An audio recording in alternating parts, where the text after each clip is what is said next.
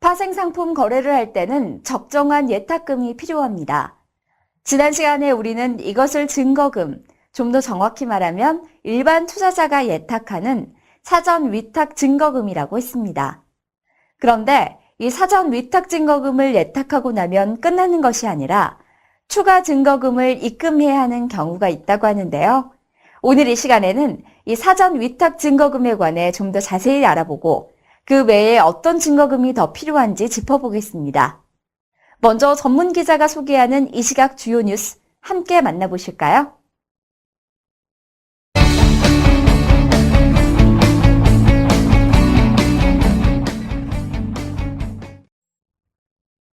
여러분은 혹시 마진콜이라는 용어 들어보셨나요? 간단히 말하면 추가적인 증거금 예탁을 요구하는 것인데요. 오늘 만나볼 투자자 오한승 씨는 증권회사로부터 마진콜 메시지를 받고 크게 당황했다고 합니다. 오한승 씨의 이야기를 들어보시죠. 이틀 전에 파생 상품 계좌를 개설해서 달러 선물을 거래했습니다. 그리고 어제는 일이 좀 바빠서 거래를 못했는데요. 밤에 뉴스를 보니까 해외 악재 때문에 국내 외환 시장이 크게 영향을 받았다고 나오더라고요.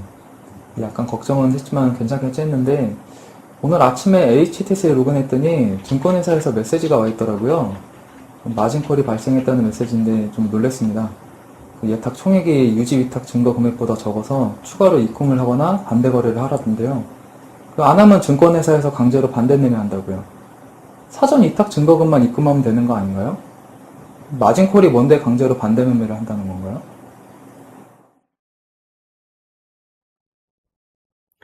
투자자 오한승 씨는 달러 선물 거래 후 해외 악재가 발생했고 그로 인해 증권사로부터 예탁 총액이 유지 위탁 증거 금액보다 적다는 마진콜 통보를 받았습니다.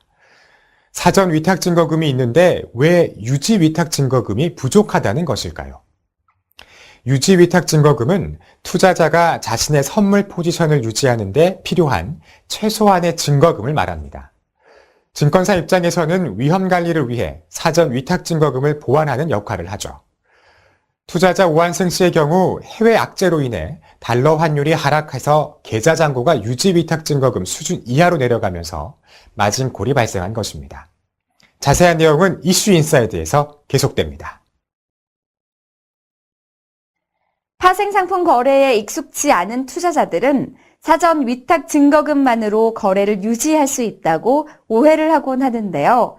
거래 유지에 필요한 유지 위탁 증거금도 함께 체크해야만 오한승 씨 경우와 같은 마진콜 발생을 피할 수 있습니다. 그래서 오늘 이 시간에는 사전 위탁 증거금의 구성 요소와 유지 위탁 증거금의 산출 원리, 마진콜 상황에 대처하는 방법, 그리고 교육용 프로그램인 PC콤즈를 이용하여 간단하게 증거금을 산출해내는 방법에 대해 준비했습니다. 시작해볼까요?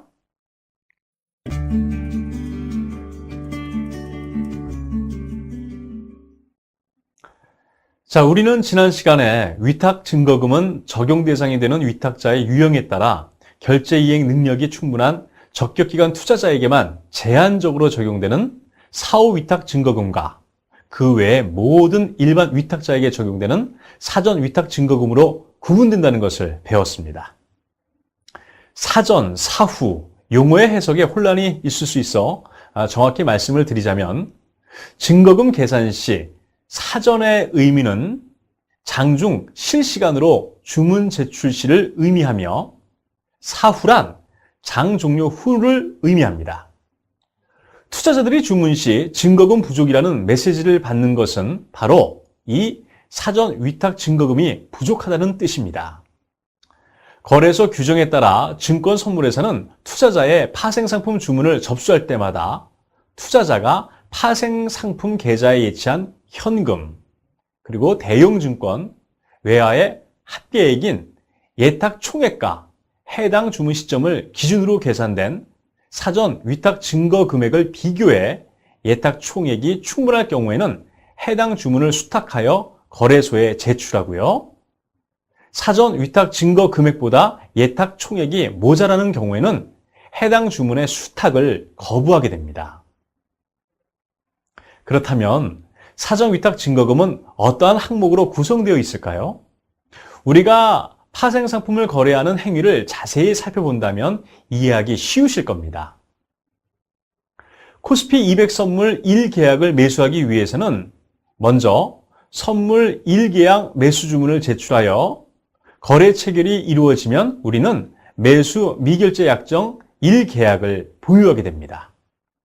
시간이 지난 뒤 코스피 200 선물 매수 미결제 약정 1계약을 매도하여 거래가 체결되면 매수 가격과 매도 가격의 차이에 따른 손익이 결정되지요. 이러한 거래 행위 중 위험 요소를 찾아본다면 과도한 주문 금액에서 생기는 위험, 미결제 약정을 보유하고 있는 데서 나타나는 위험, 확정된 손실 금액이 커서 이를 납부하지 못할 위험입니다. 따라서 사전 위탁 증거금이 관리하고자 하는 대상은 주문, 미결제 약정, 손실 금액입니다. 정리하자면 사전 위탁 증거금은 주문에 대해 산출하는 주문 위탁 증거금, 미결제 약정 수량에 대해 산출하는 순위험 위탁 증거금, 그리고 결제 예정 금액의 3가지 항목으로 구성되어 있습니다. 그리고 중요한 특징 중 하나는 주문 및 주문의 체결로 인해 위탁 증거금이 장중에 수시로 변동할 수 있다는 점입니다. 계속해서 각 구성 요소에 대해 이야기를 해보겠습니다. 먼저 주문 위탁 증거금은 투자자가 회원사에게 제출한 주문에 대해 상품별 특성과 주문 내용, 그리고 투자자가 주문한 종목에 대해 이미 보유하고 있는 포지션을 함께 고려하여 부과되는 증거금입니다. 장중에 주문 시마다 부과하는 주문 위탁 증거금은 장 종료 후 남아있는 포지션, 결제 금액에 대해 부과하는 사후 위탁 증거금과 대비되는 사전 위탁 증거금의 가장 특징적인 구성 요소인데요. 특히 전문적인 기관 투자자에 비해 리스크 관리 능력이 약한 투자자의 경우 주문 위탁 증거금은 해당 투자자의 리스크를 실시간으로 관리할 수 있는 효과적인 수단이 됩니다. 주문 위탁 증거금은 신규 주문 증거금으로 불리는데요. 이는 투자자가 선물과 옵션 종목에서 현재 제출한 주문과 그 이전에 제출되었지만 미체결된 잔량이 존재하는 모든 주문 중 신규 거래인 주문을 대상으로 산출하는 증거금이기 때문입니다. 여기서 신규 거래란 제출한 주문이 체결된다고 가정할 경우 선물 스프레드 거래의 종목을 제외한 각 종목의 매수와 매도별로 투자자가 보유하고 있는 동일 종목의 미결제 약정 수량을 증가시키게 되는 거래를 의미합니다. 반면에 반대 거래는 신규 거래와 대비되는 개념이고요. 즉, 선물 스프레드 거래의 종목을 제외한 각 종목의 매수와 매도별로 미결제 약정 수량을 소멸시키게 되는 거래입니다. 신규 거래 또는 반대 거래의 구분은 현 시점에서 투자자가 보유하고 있는 미결제 약정 수량이 항상 판단 기준으로 작용됩니다. 예를 들면 선물 최근 월 종목에 5계약의 매수 미결제 약정 수량을 가지고 있는 투자자의 경우 6계약 매수 주문 제출 시 해당 주문이 체결된다고 가정하면 해당 종목의 미결제 약정 수량이 5계약에서 11계약으로 증가하게 됩니다. 따라서 6계약 매수 주문은 신규 거래에 해당하여 신규 주문 증거금이 부과되고요. 반면 3계약 매도 주문 제출 시 해당 주문이 체결된다고 가정할 경우 기존 매수 미결제 약정 수량은 5계약에서 2계약으로 감소됩니다. 따라서 3계약 매도 주문은 신규 거래에 해당하지 않으므로 신규 주문 증거금도 부과되지 않습니다. 다음으로 순위험 위탁 증거금은 투자자가 보유한 선물, 옵션 미결제 약정을 대상으로 동일한 상품군에 속한 여러 상품들 간의 가격 연관성을 고려해 산출하는 증거금입니다. 이는 사전 위탁 증거금뿐만 아니라 사후 위탁 증거금, 유지 위탁 증거금, 거래 증거금과 같은 모든 증거금의 공통된 구성 요소로서 포트폴리오 기준으로 산출하는 거래소 파생상품 시장 증거금 제도의 핵심 요소입니다. 순위험 위탁 증거금의 산출 방법과 대비되는 증거금 산출 방법은 총위험 위탁 증거금입니다. 이는 상승 방향과 하락 방향의 포지션 수량의 일정 금액을 각각 곱하여 산출된 금액 중 큰 금액을 적용하는 방식으로 종목 간 손익 상쇄를 고려하지 않습니다. 따라서 총위험 위탁증거금은 일반적으로 순위험 위탁증거금 방식보다 증거 금액이 많이 산출되기 때문에 결제 불이행 우려가 높은 일부 투자자에 한해 제한적으로 적용되고 있습니다. 그럼 순위험 위탁증거금의 산출 과정을 살펴보겠습니다. 먼저 투자자가 보유한 선물 옵션 포지션을 주가지수 상품군, 국채 상품군, 통화 상품군 등으로 상품군별로 분류합니다. 이후 상품군별로 상품군 순위험 증거 금액을 산출한 후에 각각을 합산한 결과가 최종적인 순위험 위탁 증거 금액이 됩니다. 여기서 상품군 분류는 서로 다른 기초자산 간 가격 움직임이 유사할 경우 손익을 상쇄시키기 위해 적용되는 정보입니다. 순위험 증거금을 산출할 때만 이용되고 사전 증거금의 다른 구성 요소인 주문 증거금이나 결제 금액을 산출할 때는 이용되지 않습니다. 현재 거래소 파생상품 시장에 상장된 상품에 따라 주가지수 상품군, 국채 상품군 등의 여러 가지 상품군이 있고요. 거래소는 시장 상황에 따라 상품군 내에 속한 기초자산의 가격 움직임에 상관성이 감소할 경우 별도의 상품군으로 분류하는 등의 조치를 취하고 있습니다. 증거금은 손익과 어떠한 관계가 있을까요? 파생상품 거래에서 손해를 보거나 손해를 볼 가능성이 높다면 이에 대비하기 위해 더 많은 보증금이 필요할 것입니다. 즉, 증거금은 손익과 반대되는 개념이죠. 파생상품 거래를 하는 투자자가 거래 이익을 본다면 증거금은 그만큼 감소하게 되고요. 반대로 투자자가 거래 손실을 본다면 증거금은 그만큼 증가하게 됩니다. 따라서 증거금과 손익의 부호는 항상 반대가 되죠. 당일의 거래로 발생한 손익이 결제되는 시점은 파생상품별로 다르긴 하지만 일반적으로는 내일인데요. 만약 당일의 손실을 위탁 증거금에 반영하지 않는다면 위험관리에 큰 공백이 발생할 것입니다.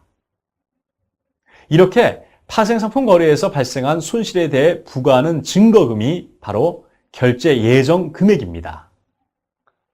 이거는 당일 결제 금액, 선물 순손실 금액, 옵션 순매수 대금, 이길 결제 금액으로 구성되어 있습니다.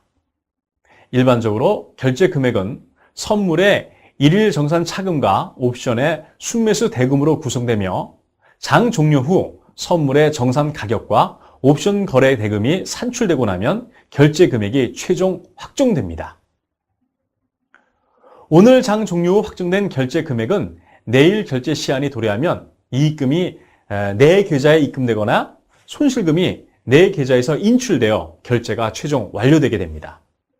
여기서 당일 결제 금액과 이길 결제 금액은 장 종료 후 확정된 결제 금액을 거래 시점에 따라 다르게 부르는 용어입니다. 즉, 이길 결제 금액은 오늘 장 종료 후 확정된 결제 금액으로서 내일 결제될 금액을 말합니다. 다만 내일 장이 개시되면 전일의 이길 결제 금액은 당일에 결제될 금액이 되므로 당일 결제 금액으로 명칭이 변경되고요. 해당 금액은 이미 확정된 금액이기 때문에 금액 변경은 없습니다. 만일 장중에 선물 포지션을 반대 거래하거나 옵션 거래가 체결되는 경우 최종적인 결제 금액은 아니지만 일정 부분 결제 금액에 포함될 부분이 발생하게 됩니다. 즉, 당일 체결 순손실 상당액은 장중 증거금 계산 시점까지 선물, 옵션 거래로 인해 발생한 미확정된 이길 결제 예정 금액에 대해 징수하는 증거금입니다.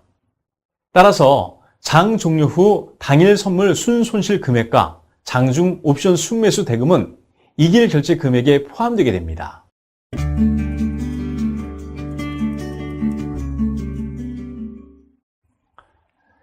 A씨는 선물 매수 주문 100계약을 지난달에 체결했습니다. 그러나 그 이후에 매수 미결제 약정 100계약을 보유한 채로 한 달이 지난 현재까지도 추가적인 주문을 내지 않고 있습니다. 사전 위탁 증거금은 A씨가 주문을 내는 경우에만 산출이 되는데요. 최초 주문 이후 다음번 주문을 전혀 내지 않고 있는 A씨가 보유한 미결제 약정의 위험 관리를 위해서는 어떻게 해야 할까요? 유지 위탁 증거금은 사전 위탁 증거금을 보완하는 역할을 합니다. 앞서 A씨처럼 미결제 약정을 보유한 투자자가 장중에 주문을 제출하지 않을 경우 사전 위탁 증거금이 산출되지 않아 투자자의 위험액을 매일 평가할 수 없게 됩니다. 따라서 예탁 총액이 위탁 증거금보다 크게 부족하게 되어 결제 불이행 위험을 초래할 수 있는데요. 바로 이런 점을 보완하기 위해서 매일 장 종료 후에 당일에 장 종료 시점에 산출된 증거금 파라미터를 사용해 보유 미결제 약정의 위험을 재평가한 후에 일정 수준 미납 시 추가적인 증거금 예탁을 요구하기 위해 산출하는 증거금이 유지 위탁 증거금입니다.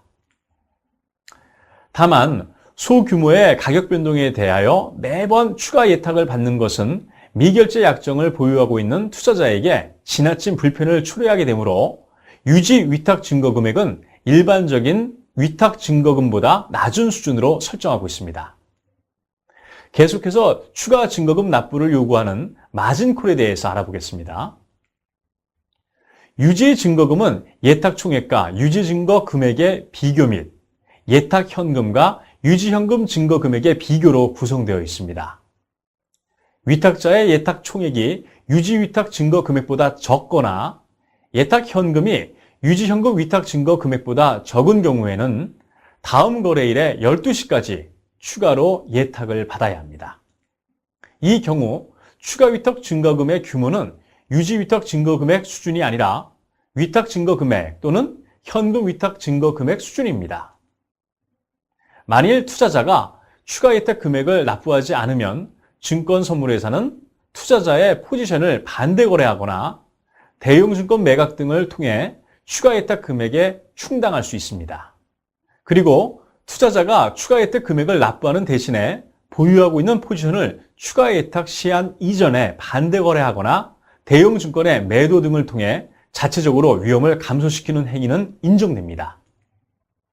다만 이 경우에는 사전 위탁 증거금 수준으로 증거금을 충족해야 하며 반대 거래로 보유 포지션이 변경된 경우 그 시점에서 사전 증거금을 다시 산출해 위탁 증거금 대비 충분한 예탁 총액 또는 예탁 현금을 보유하고 있는지 그 여부를 확인하게 됩니다.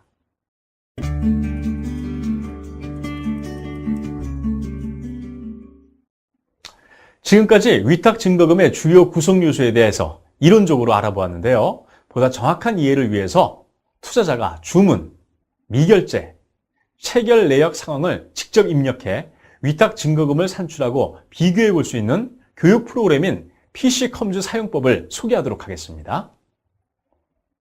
PC컴즈는 파생상품 시장의 증거금 제도에 대한 이해 증진을 목적으로 한국거래소가 제작해 무료로 배포하는 PC기만 교육용 프로그램입니다.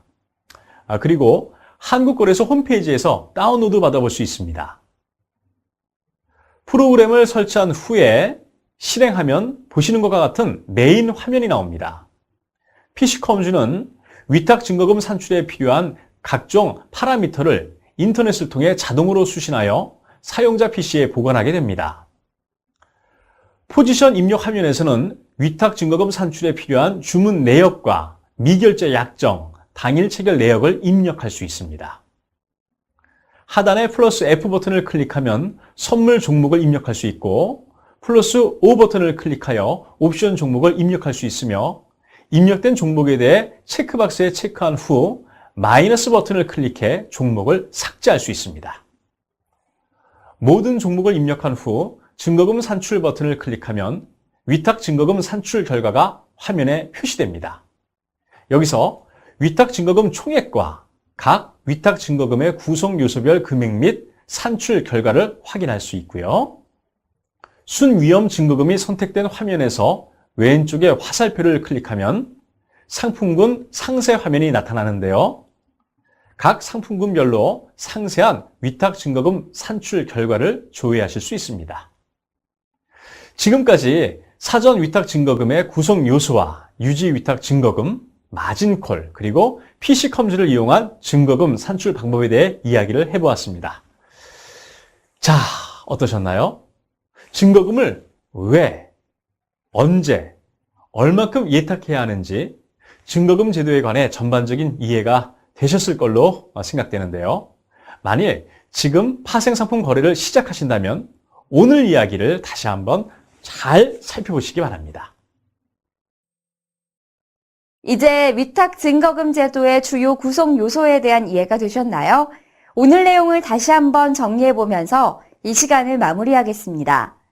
사전 위탁 증거금은 주문 위탁 증거금, 순위험 위탁 증거금, 결제 예정 금액과 같이 세 가지로 구성되어 있습니다. 매일 장 종료 후 유지 위탁 증거 금액보다 예탁 총액이 부족한 경우에 마진콜이 발생하고요. 이 경우 투자자는 추가로 예탁금을 입금하거나 보유 포지션을 반대 거래하여 위탁 증거 금액을 감소시킴으로써 마진콜을 해소할 수 있습니다. 지금까지 한국거래소 파생상품 시장에서 사용하는 증거금 제도에 관해 모두 알아봤고요. 다음 시간에는 선물 거래의 위험이란 주제로 찾아뵙겠습니다.